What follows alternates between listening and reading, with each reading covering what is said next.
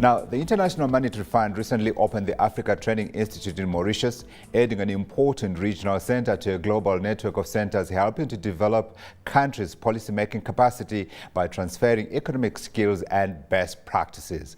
The institute's key objective is to contribute to improve macroeconomic and financial policies through high-quality training, which is aimed at supporting sustainable economic growth and poverty reduction in sub-Saharan Africa. Well, let's get the detail, and we're going now to Port Louis, and we've got Vitaly Kamarenko. He's the director of the Africa Training Institute. Vitaly, a very good evening to you. Thank you for your time.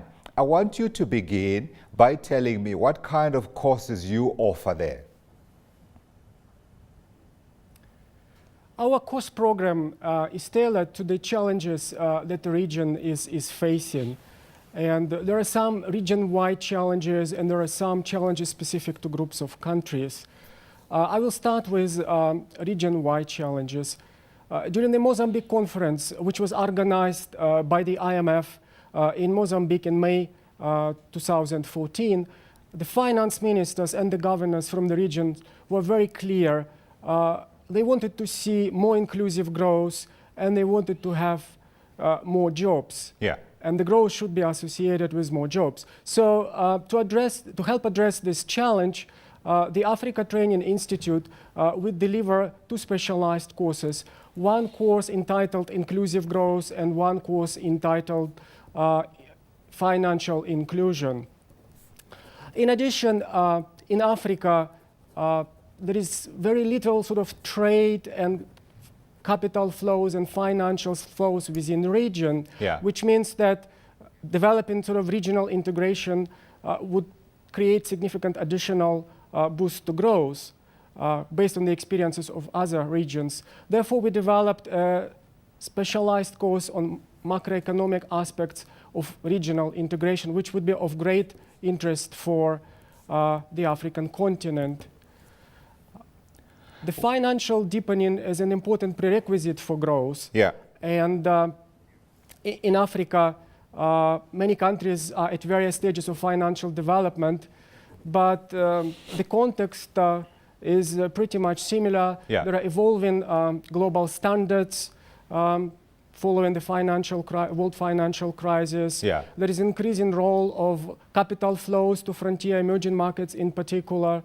There is a growing role of Pan-African financial institutions, and African officials should be well versed in all these issues, and we have a number of courses on financial sector issues. Yeah, so it appears to me that you offer sort of traditional courses, and then at the same time you also offer courses that take into account the current environment that African governments are dealing with. So who is open to taking these courses?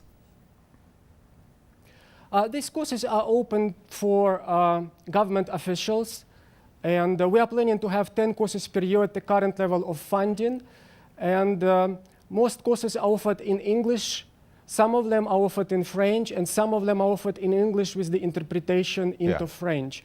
We hope that the center will provide an opportunity for networking and peer-to-peer learning as well. Absolutely. I think that's key, particularly when you talk about regional integration, because when you look across the African continent and you look at the stats and you compare them with other parts of the world, we are clearly lagging. Now, in terms of the support that you're getting out from the African governments, how enthusiastic are they, would you say?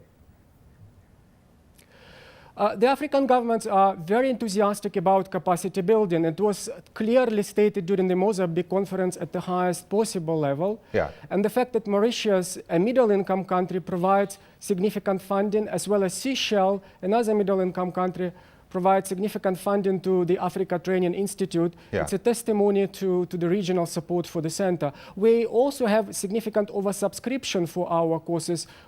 That means that there is significant demand for our services. Yeah, I would imagine there should be, given, as I said, the paucity of skills as well as the lack of capacity within African governments to implement many of these programs. But how do you measure whether you are being successful or not? Do you have timeframes and targets which you are going to work with to determine whether you are actually making a difference on the ground or not? We are very result-oriented. It's our policy to show significant results.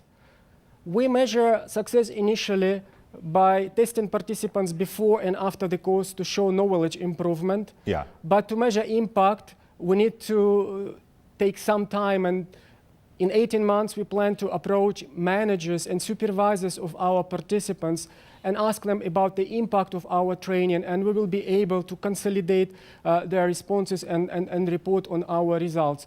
Overall, we hope that every year we will be able to train about 350 participants during region-wide courses and 50 participants in our joint courses with regional training centers, and there are 5 of those set up by the IMF. And overall, 400 participants per year, we hope, show significant improvement during their job assignments at the ministries and central banks. Yeah, I'm really excited about this, and I'm certainly hoping that it will make a big difference. Now, of course, Africa is shorthand for how many people? What, 1 billion people? 54 or 56 countries or territories if you take in the others that are not so formally established, and their needs are very different. How do you distinguish between who needs what? Like, for instance, if you look at a country like Zimbabwe and a country like South Africa, their needs are very, very different. As I explained to you, we have region-wide courses, but we also have courses specifically tailored to specific groups of countries. And for example, Zimbabwe is a good example. It's an example of a fragile country. There are more fragile countries in Africa, so they need to develop basic skills in financial programming and macroeconomic management. So we have some basic courses where we give priority to fragile countries. There is a large group of countries which are established or future commodity producers, and they have their specific challenges in managing natural wealth. So we have a specialized course on macroeconomic aspects of managing natural resource wealth. And South Africa, Mauritius, Seychelles, some other middle-income countries require significant training in advanced and peer-to-peer learning, in advanced forecasting and modeling, and we have such specialized courses as well. Yeah, so you speak of fragile countries, and I'd imagine they are also in a difficult position when it comes to paying. Who pays for these courses? The ATI was opened thanks to the very generous financial contribution from the Mauritius government and the contributions from the Chinese and Australian authorities, and we also got a financial pledge from the government of Seychelles. We are continuing our fundraising activities because at the current level of funding we cannot satisfy the existing demand, and we hope that more donors will come forward and support this important capacity building initiative. Absolutely. Have you been able to approach some of them? What have been the initial suggestions in terms of supporting the initiative? Many donors are very interested, and to sort of entice their interest, we invite them to our training courses. We invited them to our inauguration ceremony. We share with them all our planning documents, and we invite donors to the meetings of our steering committee. Are there other initiatives like this in other parts of the world? In other words, do we have another training institute run by the IMF in, say, Asia or Latin America, where we do know also they have sort of similar needs, if you see what I mean?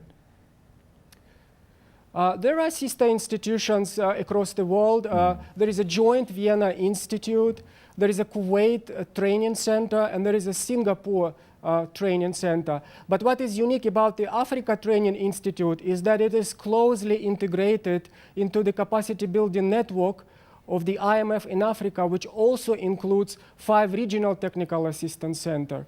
And the Africa Training Institute is co-located with the Regional Training Center for Southern Africa, which brings a unique opportunity to coordinate training and technical assistance, and it's really unique to Africa. Where are these other 5 regional centers? Can you name the places as well as what they do there? In addition to AfriTAC South, which is located in Mauritius, there is AfriTAC East, Africa Regional Technical Assistance for Eastern Africa, and it's located in Tanzania. AfriTAC Central is located in Libreville and serves Central African countries. AfriTAC West 1 is located in Côte d'Ivoire and serves French-speaking countries in Western Africa. And AfriTAC West 2 is located in Ghana, and it's the most recent center which was opened in March 2014. Yeah. Now, you have been in Mauritius for more than 3 years, as you were telling me earlier. What sort of areas do you see African countries requiring assistance in the most? In terms of macroeconomic management, it's very important that basic skills are developed for fragile states. Yeah. Middle-income countries have an advantage to go further and learn from the experience of more advanced peers in other regions of the world and develop their modeling, forecasting capabilities and deal with more sophisticated issues in the financial sector. Yeah. Natural resource producers need to continue to improve their systems of macroeconomic management of natural resource wealth. Yeah. And there are other areas that are equally important in the area of statistics, for example, or in some specialized areas of public financial management. Yeah. But unfortunately, due to the lack of funding, the Africa Training Institute cannot deliver training in these areas, but we hope that going forward we will be able to mobilize more funding and offer so much needed training in the area of statistics and some specialized training in public finance and financial sector supervision.